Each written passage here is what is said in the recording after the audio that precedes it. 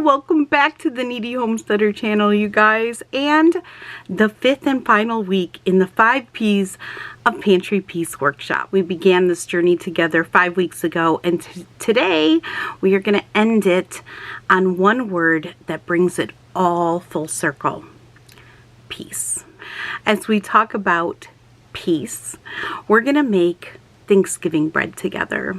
It is Thanksgiving this week. It is my favorite holiday.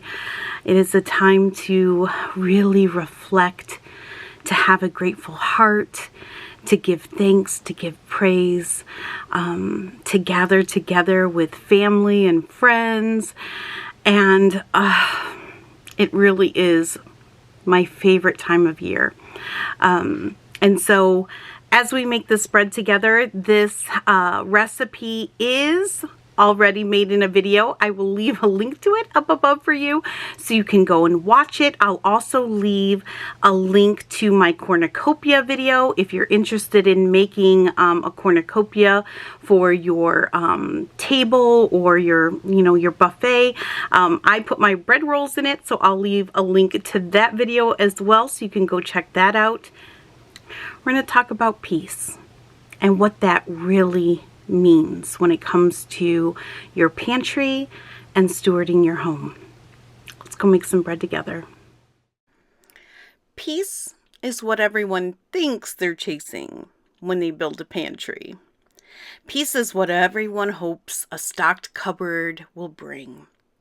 But today, we're going to talk about what peace really is and what it isn't, and how these past 5 weeks have completely changed the way we see our homes, our resources, and even ourselves. Isaiah 26:3 says, "You will keep in perfect peace those whose minds are steadfast, because they trust in you." Pantry peace is not about what is on our shelves, and I hope these past 5 weeks have proven that. It's about what is in your spirit. So let's do a quick review of our journey the past 5 weeks. On week 1, we talked about plan. We learned that panic is not the plan. Intentionality is. Clarity is.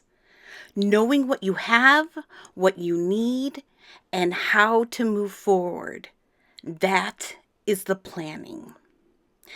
In week 2, we talked about prepare. We talked about wise stewardship and rejecting the, quote, buy everything because everything is falling apart, unquote, mentality. You prepared your mindset, you prepared your home, and you prepared your heart in week 2. In week 3, we talked about preserve. We learned the beauty of putting food by, not out of fear, but out of gratitude, out of creativity, and most importantly, out of responsibility. Then last week, in week 4, we talked about provide. We realized that our pantry isn't just about feeding ourselves. It's about feeding others. It's about blessing others. It's about providing comfort, nourishment, hospitality, and generosity. And now, in week 5, we round it out with peace. What is pantry peace? And what isn't pantry peace? Peace is one of the most misunderstood concepts in the preparedness world, in my opinion. A lot of people believe that peace comes from having more, stocking it up, buying more jars, more shelves, more food, more debt, more fear, more hoarding. But friends, hear me when I say this. Let me tell you something from my own life, my own experience. You can stack food to the rafters and still have no peace at all. Because peace is not found in a pantry. Peace is a posture. Peace is not the absence of need. And I've got to say that once again. Peace is not the absence of need. Peace is the presence of trust. Somebody put that on a t-shirt. Peace is not found in volume, my beloveds. It's found in wisdom. The danger of fear-based preparedness is that pantry peace is not for everyone. And that's a really hard fact to wrap your mind and your heart around. Not everyone is going to accept this. And I truly believe, and I was in prayer over this workshop because this workshop was spirit-led. It was not something that I had on my heart. It was not something I thought of. This was something that the Holy Spirit just literally dropped in my lap and really laid it heavy on me to do. And I noticed that the views are low on this workshop. And I prayed over it. Lord, did I fail you? Did I not put it out the way that you wanted me to share it? Did I fail you? And the Holy Spirit really laid it on my heart that no, the people that are here watching this workshop are the people that the Holy Spirit called to be here. This workshop is not for everyone. These past 5 weeks have not been for everyone. Do you know who they've been for? You. This was a direct message for you. This is not popular in YouTube land. Okay, I see, shopping hauls and stocking up pantries with $3,000, $4,000, $5,000 worth of food. Like, this is not the norm. This is not the common message that's out there. In fact, it's quite the opposite. But this message was meant for you. If you are here, if you've been here for the past 5 weeks, God brought you here for this purpose.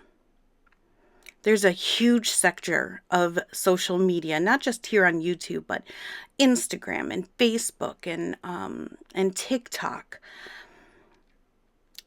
that thrives on fear.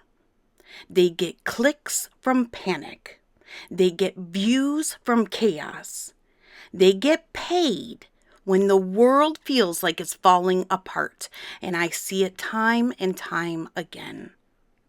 Stock up now before it's too late. Shortages are coming. Collapse is incoming. Buy this, buy that now or regret it later. I see it. I see it everywhere. I know you do too. It's fear porn. It's panic marketing. And it works because people are scared. The world has gone crazy. It gets weirder by the day. I know I'm not the only one seeing it. People are scared. And so it's easy. It's easy to put a clickbait title on a video, get you to watch, get you to buy. But here's the truth, beloveds. Fear will make you fill a pantry, but it will never help you steward one. Let me say that again. Fear will make you fill a pantry, but it will never help you steward one. Fear leads to overspending, hoarding, waste, feeling overwhelmed, and it leads to emotional instability. It masquerades as being responsible, but it is rooted in panic. Faith-based preparedness versus fear-based preparedness is completely different. Faith builds slowly with intention, right? Fear builds frantically. Faith asks, what do I need? Fear screams, will it ever be enough? Faith says, God provides. Fear says, God might forget me. Faith practices stewardship, and fear practices scarcity. In fear-based prepping, it will never be enough. And what happens? What has happened to most of us? I know it's happened to me. Food goes bad. It's wasted. It's never used. You can see it. Pantry peace looks like margin, not mountains. Pantry peace looks like gratitude, not greed. It looks like sustainability, not stockpiling. Pantry peace is a calm confidence, not a survival mode. It looks like a home where meals come together with ease, where blessings flow freely, and where your resources serve your family instead of your family serving your resources. Now, if you have gone through these past 5 weeks with me, I want you to hear this. You have already changed. Your mindset has already shifted. Your confidence has grown. The way that you look at your pantry, your food, your home, your role now as a steward, it's all different. You have learned to prepare with purpose, to prepare with wisdom, to preserve with gratitude, to provide with generosity, and now to live in true peace. And I would love to end us in a prayer. So I'm going to lay my hand on you. Okay. My hand is over you. Our hands are connected. Father God, I come to you today in the mighty name of Jesus, Lord, and I just lift up every family, Father God, that's represented here tonight. Thank you for their hearts, Father, their homes, and their desire to steward what you've entrusted with them. Fill their kitchens, Father God, with calm, their minds with clarity, and their shelves with only what they need. Nothing more, nothing less. Father God, protect them from fear, from panic, from confusion, and from the noise of the world. Let their pantries be places of peace, Father, a place of gratitude, a place of generosity, and of daily provision. Teach us to trust you more than we trust our storage. And may your perfect peace settle over every home, every meal, and every season.